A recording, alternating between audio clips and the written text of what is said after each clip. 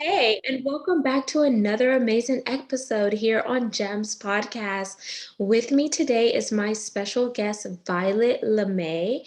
And you already know me, Miss Genesis Amaris Kemp, the founder and host. But here's a bit about my guest, Violet. Violet Lemay was a stage designer, a university art professor, and an editorial illustrator before arriving at her dream job, writing and illustrating books for kids. She has illustrated, ready y'all, 44 books, six of which she also wrote. Clients include HarperCollins, Penguin Random House, Scholastics, Duopress, Magination Press, and highlights her latest book, Let's Be Friends, Harper Festival 2021 won BookFest First Place Award for Diversity in Children's Book. A native to St. Louis, Missouri, Violet and her family moved to New Zealand in 2015 for her husband's job.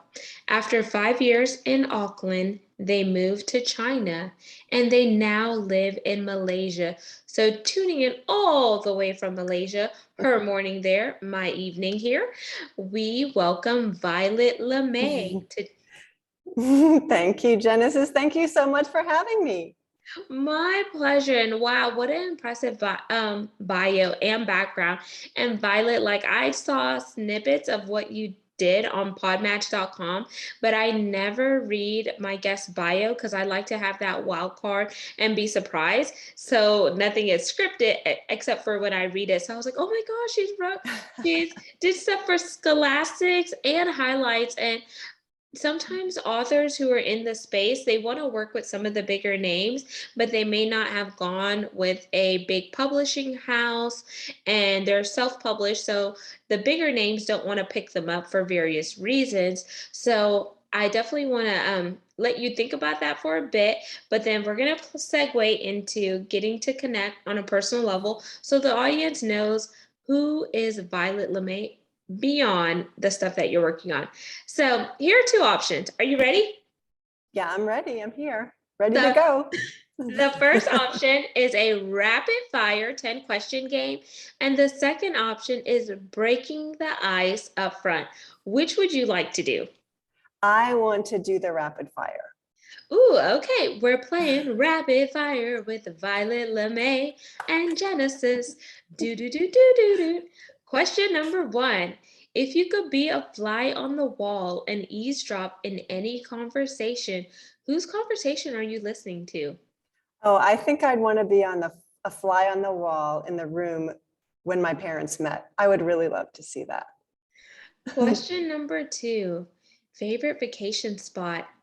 Oh, vacation spot. I would have to say Auckland, I guess. That's my son lives in Auckland, New Zealand now. He's a student there, and I would love to go back and visit him. Nice. Question three. This is an easy one. Apple or Android? Oh, Apple. Four. Coffee, tea, or neither? Tea. Tea. What type of tea? Well, I usually drink white tea because it doesn't stain your teeth. But it's harder to get. That's harder for me to find here in Malaysia. So I drink green tea. Yep. Ooh, nice. Lots of antioxidants and all of that delicious That's stuff. right. Yeah. Five. If you could have a lunch or dinner with any person, past or present, who are you eating with? Oh, I would eat with my mom. She passed away in September. So yeah, I would definitely eat lunch with my mom.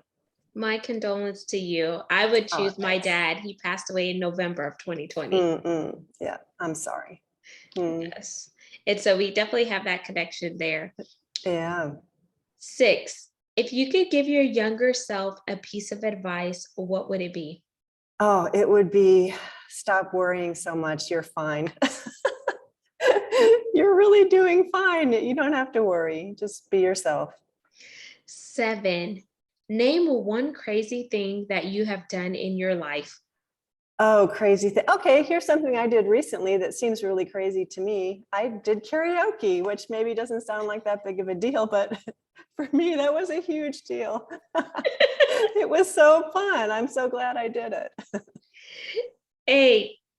If you could go anywhere in the world, money was no option. And here's the Mm. kicker. They're unfortunately not flying back to your home base at this time. Where are you heading? Oh, I would go to probably Columbia, Missouri, where my dad lives. If I had to hang out somewhere, I'd hang out with him for sure. 9. Favorite movie or book? Oh my gosh, that's a toughie. Okay, I've read so many great books lately, but the one that's sticking in my mind right now is called Turtles All the Way Down by John Green. It's amazing. It's a young adult book. I highly recommend it. Fantastic. And 10. Here's our pass or play question. Here are the Oh, rules. If you pass, our roles are reversed for this one question, and you get to ask me a question. If you play, I ask you one last question of rapid fire. So do you oh, want to pass or play? I want to pass. What's your question? Okay, Genesis, I would really love to know what your inspiration was for starting your fantastic podcast. Losing my dad in November of Mm, 2020, I started doing solo episodes about the grief journey. And it was just a way to just really heal because I got tired of talking to people and hearing the cliche lines of people saying, "Oh, I know how you feel." And I'm like, "Do you? Both of your parents are still living." Or, mhm, "Oh, it gets better with time." I'm like, time is going and I still don't feel better. And, mhm, or whatever the saying was. And I just felt like at the time, I know they did not mean harm and they were trying to help me, but it was not helping me. I would have rather someone say, "Is there anything that I could do for you?" versus mm, just making assumptions or cliche lines. mhm. Well, and now look how it's blossomed. Yeah. Yeah, you're just doing so well. And I mean, did it help? Did having the podcast help you with your healing? Yes, it definitely helped. After doing numerous episodes, a lot of people started reaching out because they wanted to be a guest. I turned a lot of people down in the beginning. And then once I got in the right headspace mentally, then I started reaching back out to those individuals. And some of those were some of the first interviews I did. Oh man, that is extremely interesting and a beautiful story. Thank you. Thank you for asking the question. Now let's Mm, segue into your passion and what you're doing now. Being an author as well as an illustrator, so you have like the best of both worlds. Because normally you see authors, but they're not illustrators, or you see illustrators, but they're not authors. So what made you pick doing both? okay. Well, I actually started out as an illustrator, and before that, I worked in different kinds of design, and I've always just been an artist with my hands. And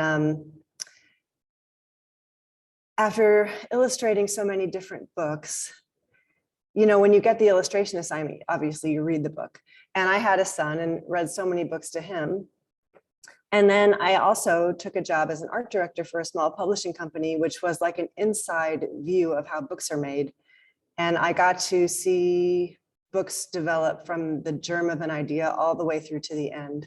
And as I was reading what other authors were contributing, I thought, I know I could do this. I wrote well in school and never thought of doing writing outside of school. So I hadn't written beyond school, you know, but I thought, I think I can do this. And so I just started dabbling and submitting ideas. And yeah, that's how it started.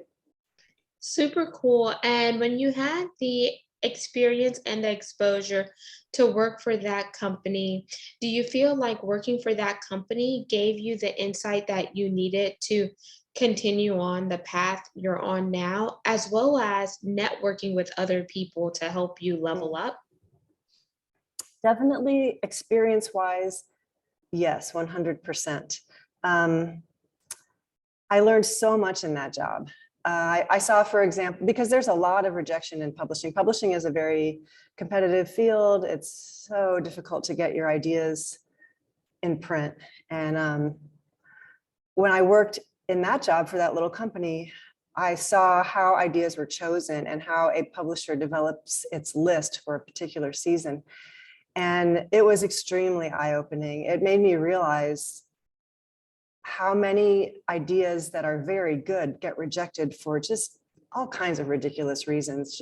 It's just sort of the way it is. It helped me feel better about all of that, about just rejection, that many times, maybe your idea just doesn't fit with the other ideas that are happening that season, or maybe it's too close to something that happened the previous season, or maybe the publisher just has something in his head that he wants to do, and so yours doesn't fit right now. But it just helped me take all of that a lot less personally, and that was very freeing. That was an extremely important lesson. I do recommend that to anyone who's young and wants to get into publishing. If you want to be published, I think it would be a terrific and helpful experience to work in any job at all for any publishing company, just even for a short time, just so you can kind of get a feel for how things go. And as far as networking, I'm not sure about that, actually. I wish I could say that was true, but I just don't know. I feel like in the right circumstance, it would, but the thing is, different people handle different kinds of books. And it almost seems to me like there's not a whole lot of overlap between the cultures of those different books, even between different age groups sometimes. So it would be great if you could work your way up that way, networking, and maybe it helps a little bit, but I'm just really not sure if it does or not. That's very helpful. And I like the fact that you did have that experience working for a small publishing company. You got the insider edition scoop or the tips and tricks, and then just encouraging others who are interested in going the publishing route to do something similar, because there is a big difference when you're going with a big publishing house versus self-publishing, and the return on investment is also different there, because if you're self-publishing, you keep all of the profits, but you pay a lot upfront yourself, versus whenever you go down the publishing route, you may have to split royalties, and you may be doing all the work, all the marketing, the hustle and the bustle, but yet this individual is still getting paid off of your creativity and etc. So can you talk about the difference from your perspective and the experience that you have between self-publishing and publishing house?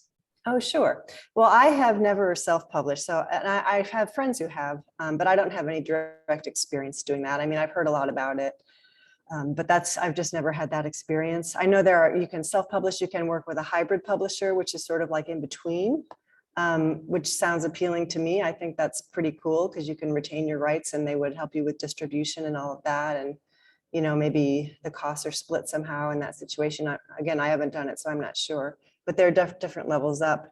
And then you have smaller publishers and bigger publishers. And I think the advantage of working with a smaller publisher, if you have the chance, is that you're sort of a big fish in a little pond and you get more attention for sure. That publisher is publishing far fewer books every season. So they are really going to try to help you market that book and sell that book, because it is extremely expensive to publish a book and distribute it. And I don't know, the publisher has put out this risky investment and they need to make their money back on their investment. So they really need to get to sell that book, and they'll help you with your marketing stuff a little bit more. Working for the bigger publishers is really exciting and all of that, but you really do feel it's split. It's like when I work with bigger publishers, during the process of working on the book, I do feel just like I always do when I'm working with any publisher, really special, and they appreciate my effort, and I have a nice relationship with the person who's receiving my email, whoever that is. But then once the book is published, you're just, in my experience anyway, I've been 100% on my own to market the book and do all of that. It's just like throwing a cork in the ocean, just trying on your own to get that book out there. I think they focus more on their, the books that they know are going to make a lot of money. So their marketing efforts are targeted. They're much more targeted. They publish so many books and they push on marketing just a small pool of those books. So I think those are the main differences.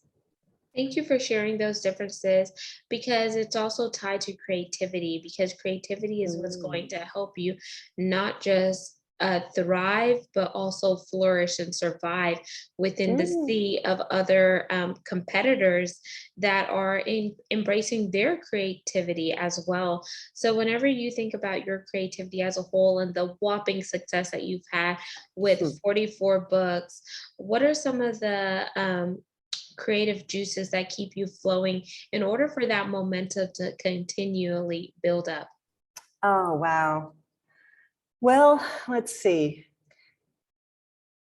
One thing that helps me very much is just noticing what's going on around me. If I'm feeling just uninspired, I'll usually just take a walk and look at little kids and people walking their dogs and just breathe the fresh air and maybe get some exercise. I'll do yoga and I don't know, dance around. Dancing really helps me. Like nobody's looking anyway, so why not, you know? But I feel like if I'm ever needing creativity, changing my environment really helps. I've heard other people will, you know, maybe just go to a movie, take a reading break. My husband and I live at a boarding school now, so there's kids all over the place. So really all I need to do is go to the dining hall and eat lunch. And I mean, I am surrounded by so much inspiration, kids of all ages. It's just adorable and fun and wonderful. So yeah, that's my main tip for creativity is just mixing it up. I don't know if you know the book Genesis, Big Magic by Elizabeth Gilbert, who wrote Eat, Pray, Love. That book, Big Magic, is about the creative process and creativity and how to, you know, like grab a hold of creativity. And she uses an analogy of creativity being like a spirit, like a creative idea is a spirit looking for a place to land. And so you need to be a conduit for this idea to find you. And she has a chapter in that book where she says sometimes, like the only time she puts on lipstick is when she's looking for creativity. Because when she dresses up, she feels like she's more of a magnet for this creative spirit that's flying around. So sometimes just changing your clothes and doing your hair or whatever, that might do it too. Just anything that sort of snaps you out of your dull feeling.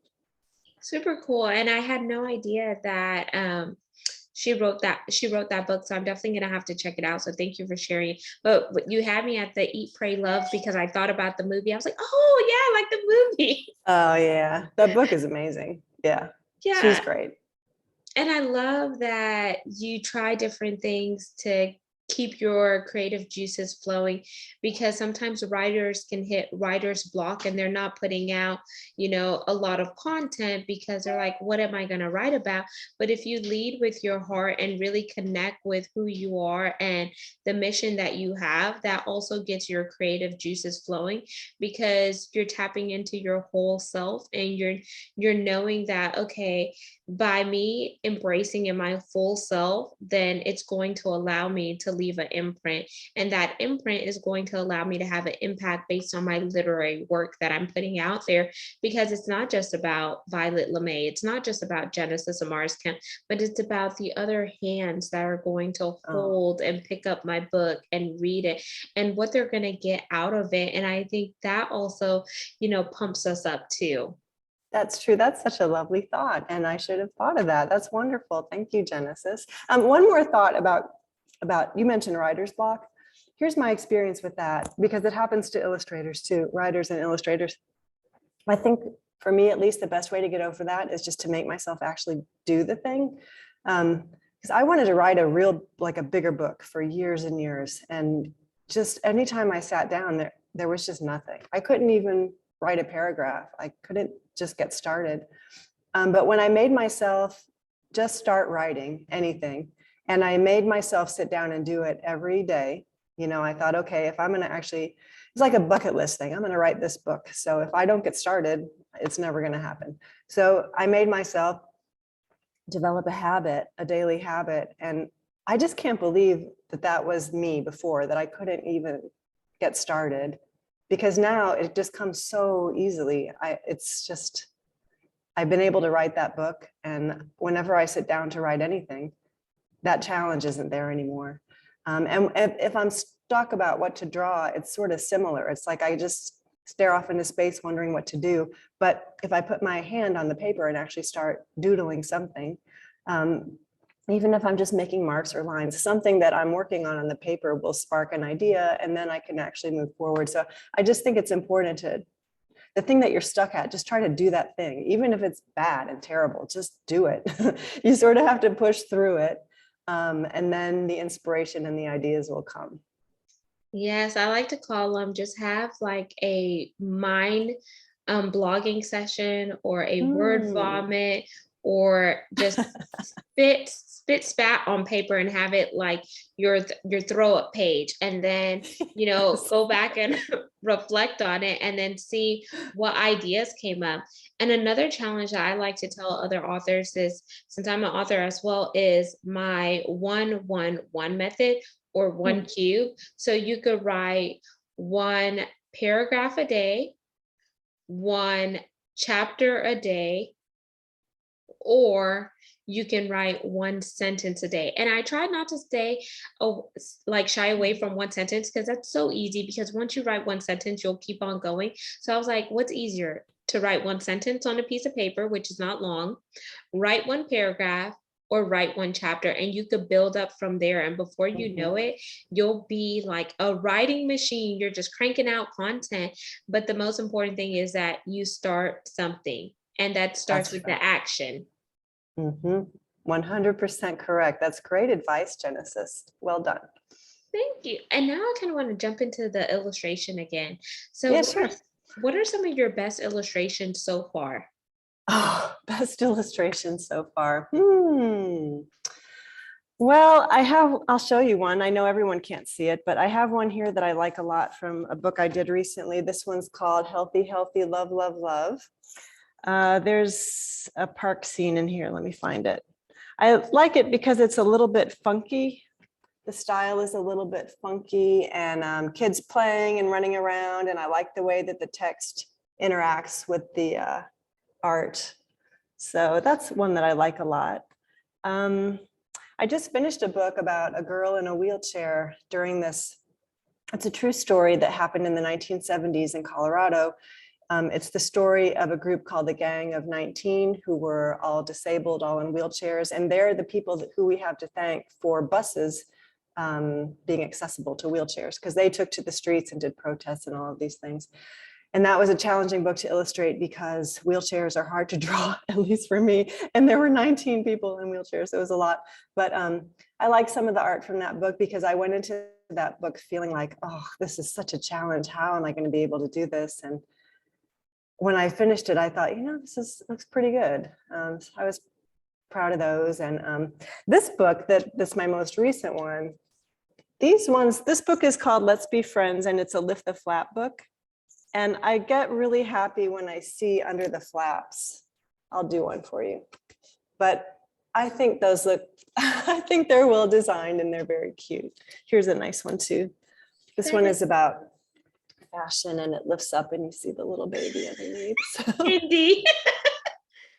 Those are super yeah. cute. And I like the diversity that you have with your illustrations, Mm. because a little boy or little girl, no matter where they're from, they could see a visual representation of them. And they're like, that's me, mommy, or that's me, I daddy. know. And I feel like that's something beautiful that we need to really be mindful of from the creative element, is how do we connect with the readers, and how do they know that, they are being seen and heard. And I love that you took on the challenge and you push yourself to draw those wheelchairs, even though it was hard, because there's going to be someone in the ADA community that resonates Mm. with that. Oh, yeah. You always hope your work goes out into the world and it's helpful to people. That's my whole thing is, I guess my mission actually as an artist is I want to make books that help the people who read them feel loved and accepted, whoever they are. And so, yeah, I'm always trying to illustrate a wide range of people. That's my thing. And as we begin to wind down, because we're gonna have to have you back for a part two for sure, Violet. Oh, I thanks, want Genesis. My pleasure. I want you to leave the audience with your call to action for this segment. We talked about publishing, we broke out self publishing versus regular publishing. We talked about authorship and illustrators, and we also talked about releasing your inner creativity because we all Mm. have that. So, what is one significant thing that you want the audience to walk away from after they hear you on this segment? Well, my advice would be to whatever the thing is that you want to do, just practice that thing. It was just like the story I told earlier about how I wanted to write a book, but it wasn't happening. Unless you're actually doing the thing, it just won't happen. I mean, that just sounds so basic, but I think a whole lot of people go through life wishing they could do this or do that, but not actually acting on it.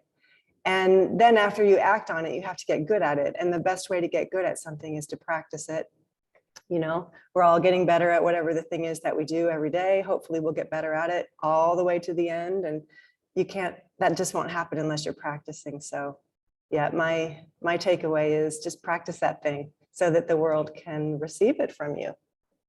Absolutely. I love it. And they always say practice makes perfect, but practice is a way of progression, and progression is going to be the conduit of perfection, but start somewhere. And Violet, how can the audience connect with you via your website and where you primarily hang out on social media? Okay, well, as far as I know, the only Violet Lemay. So it's easy to find me. If you Google me, you'll see there's tons of stuff. And because my name is weird, I don't know why my name on all the socials is just Violet Lemay with no space. So, and my main one is Instagram. But I'm on all the different ones. And yeah, my website is violetlemay.com, and you can see all the books there. And my latest book, this one, Let's Be Friends, a Lift the Flap book, nice shower gift or for your baby. And I've got tons of books. You can find them all on my website, violetlemay.com. Beautiful. And for those of you watching the video, you just saw the beautiful cover of Let's Be Friends. All of Violet's contact information will be in the show notes, and her last name is spelled as follow: L as in Larry, E as in Elizabeth, M as in Mary, A as in Alpha, Y as in yogurt. Lemay, y'all. So I definitely want you to plug in with Violet, go support some of the incredible things that she is doing. Make sure you like, comment, and subscribe. We're on 40 plus platform, and you can see all things video content by heading on over to YouTube and typing in @Gems with Genesis Amaris Kemp. And lastly, but not least, I want to thank each one of you for tuning in on a consistent basis to support the amazing guests that I bring into the community to share their knowledge, and also to support me and the mission, which is to educate, inspire, and motivate here on GEMS, because we all have something amazing to offer to this world. So until next time, peace, love, and lots of blessings. Have yourself an amazing one. Signing out, Violet Lemay and Genesis Amaris Kemp.